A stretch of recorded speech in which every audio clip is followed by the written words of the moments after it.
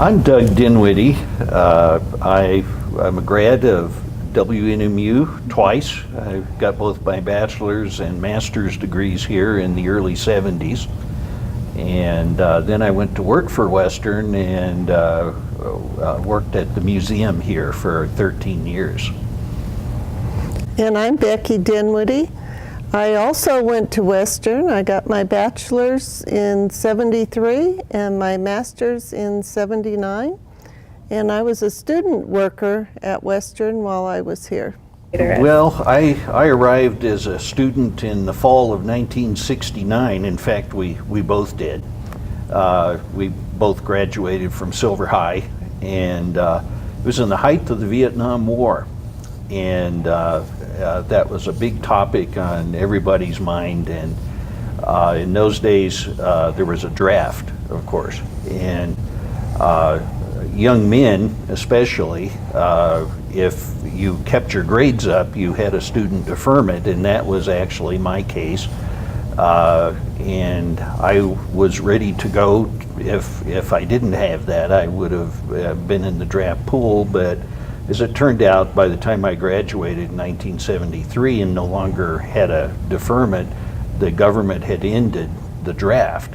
And so that kind of affected the atmosphere of the campus in those days. And we had teach-ins on the campus, which was, Western was a little late to come to that, but other campuses around the country had been doing it for a while.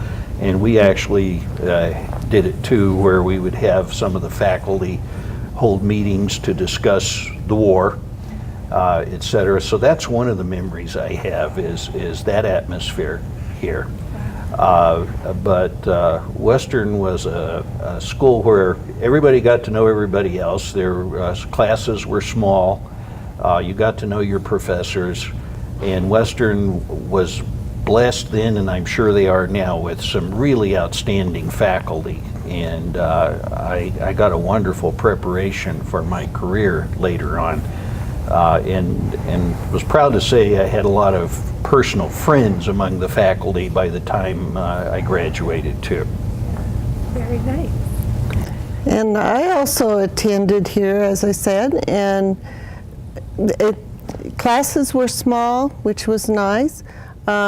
It was a local university and was more affordable to local students. You didn't have to go away and pay housing costs. And then we got married halfway through college, and so then that was one additional factor. And we both had academic scholarships and band grants, so we pretty much had our college expenses paid. So that was a help. Being a local university, could live cheaper, and we never experienced the campus life of living in a dorm because we lived at home with our parents and got married. So that was a little different aspect. So I worked as a student in the Student Union building, which was the old one. It was called the Cooler at that time. If many of you people probably remember the round building over there at College and E Street, I believe it is, or was. And I worked there for 4 years while in college. And at that point, Harold Cope was the director of food service for Western, and he was one of the best bosses I've ever had in all my life of working. He was very good with his employees, very good with his, all the students, and so I dealt with the office work for the cafeteria and the snack bar.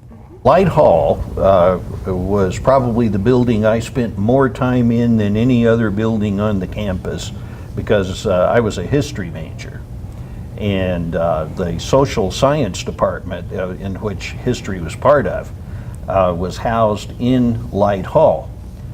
And Light Hall, of course, was built in 1927. And 1920, as a historian, 1927 is a very significant year in American history for a lot of reasons. It's the year that Charles Lindbergh flew the Atlantic and was the great national hero. Babe Ruth was the talk of the sports world. because he hit 60 home runs in 1927. So 1927 nationally was a very auspicious year, and Light Hall was built that year too. And it seemed to me when I was a student there in the 1970s that they hadn't done a whole lot to Light Hall since 1927. It's a beautiful building now. They've really renovated it beautifully. But I had classes. In fact, both of us had our very first class in college was upstairs in Light Hall, and it was a Spanish class with Professor Cisneros. So it's one of those things you always remember, I guess, as your first day of college. Oh, yeah. But I spent many days in class in that building. Have a lot of fond memories of it. And by contrast, I only had a few classes in the Light Hall because I was not a history major, being an accounting major and later adding math, so I had a double major in accounting and math. When I first started, there was the old business building that was down the hill just a little bit from here, from the library, and I had my first accounting classes in that building. Then while I was in school, I think by my sophomore year, or they had built the what we called the lab office building. I think it's called the Felix Martinez building now.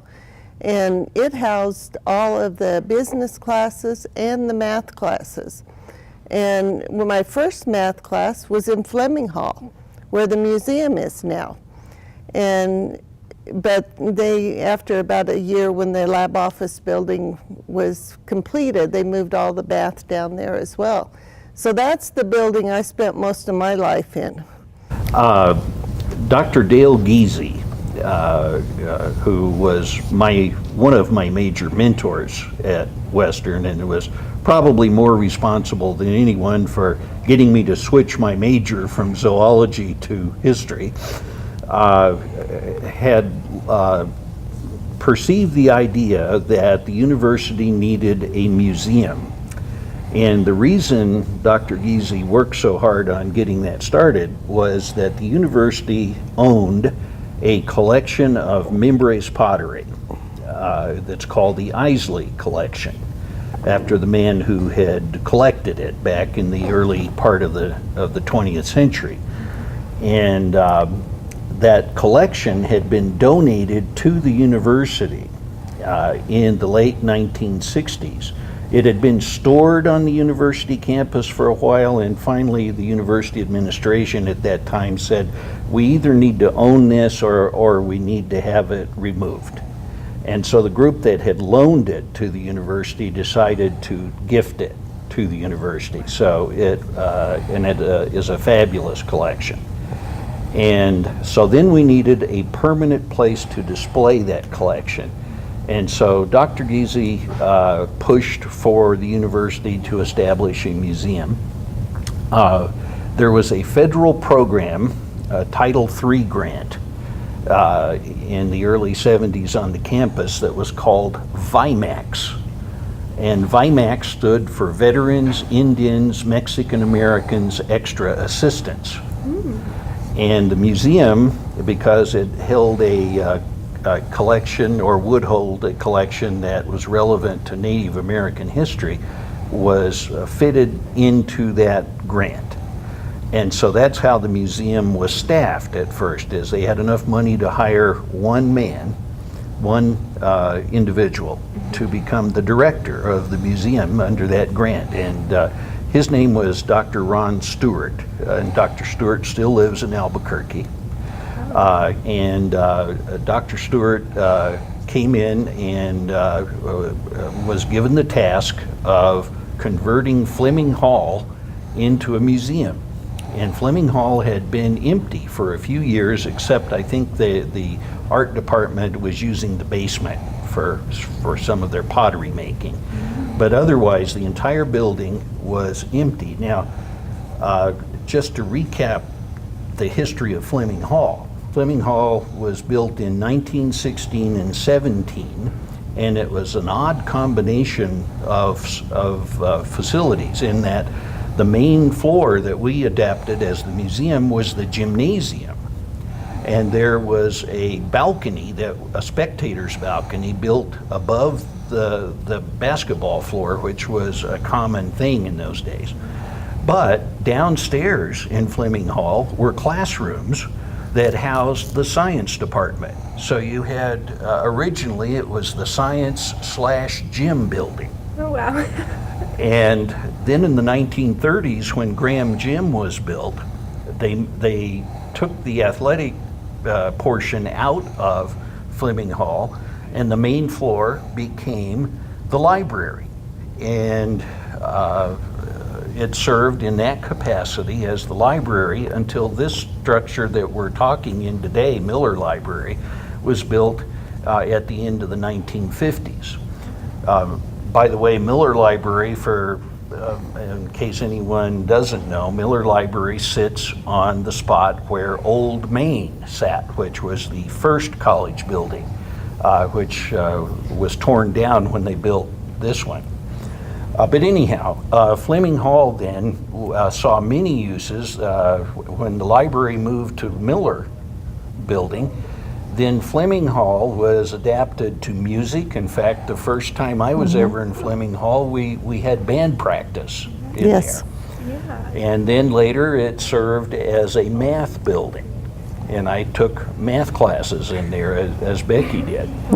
So, and then it was basically abandoned and sat empty on the campus for a few years, and that's when it was chosen for the museum. And I very well remember I had just completed my master's degree and did not have a job. And Dr. Giese, who I had been a grad assistant under in the history department, suggested that I should go talk to Dr. Stewart and see if he needed help or could find money, etc. So I did, and Dr. Stewart, I can very well remember, he says, "I need the help, the problem is I don't have any money." And so in the summer of 1974, the museum had, Dr. Stewart had been in town only a couple of weeks, I guess, when I approached him. And to make a long story short, he was a pretty successful grant writer, and he was able to acquire some grants. Our timing was fortunate in that it was the bicentennial era of the U.S. was celebrating its 200th anniversary, and there was grant money available. And so we were able, Dr. Stewart was able to get grants to help with the museum. And I worked for the first couple years due to that.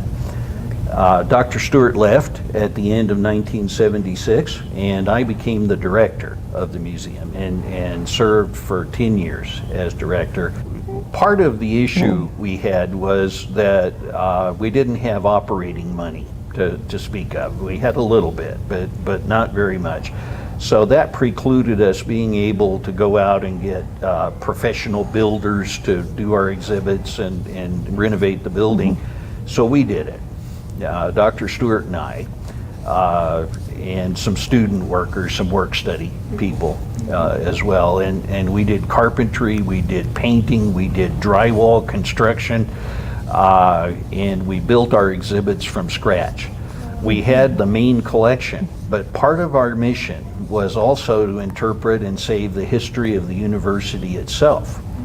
So we basically were scavenger hunters around the campus. We found all kinds of historic items relating to the history of Western itself in all of the various buildings, including quite a few in the warehouses up at the maintenance department.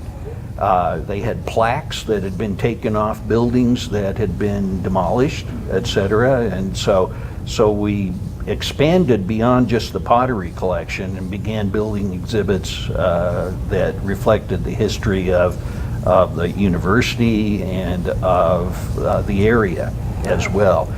And as recently as just 3 or 4 years ago, which would have been in 2014 or so, it was probably the last time I was in Fleming Hall. And there were still exhibits there that we built. So I guess we must have done something right. So I'd like to talk about the band program. That was so instrumental in our enjoyment of going to school. In fact, we started playing with the university, a marching band and concert band while still in high school. The band was small, but I think they called it the Nifty 50 then. So, but they would recruit some students from the high school to help fill out different parts. And Doug and I both played in the Westerns band, the concert band, marching band while in high school, all the way through college. We also played in pep bands at basketball games. We played in a jazz band, and our group actually went on tour of the state of New Mexico and did concerts around the state back in 1972. And this group was so close and liked the camaraderie that we had a 35-year stage band reunion in, what was that, what year? 2007? Yes. 35th anniversary. And Mr. Roger Brandt was the director of all of that, and he was still alive at that point. He just passed away recently. And we actually rode a float in the homecoming parade in 2007 and played our instruments again. And he was up there on the float at about 80 years old. And it was a great group. And so it really got all the camaraderie and the fun of going to school was through our band program.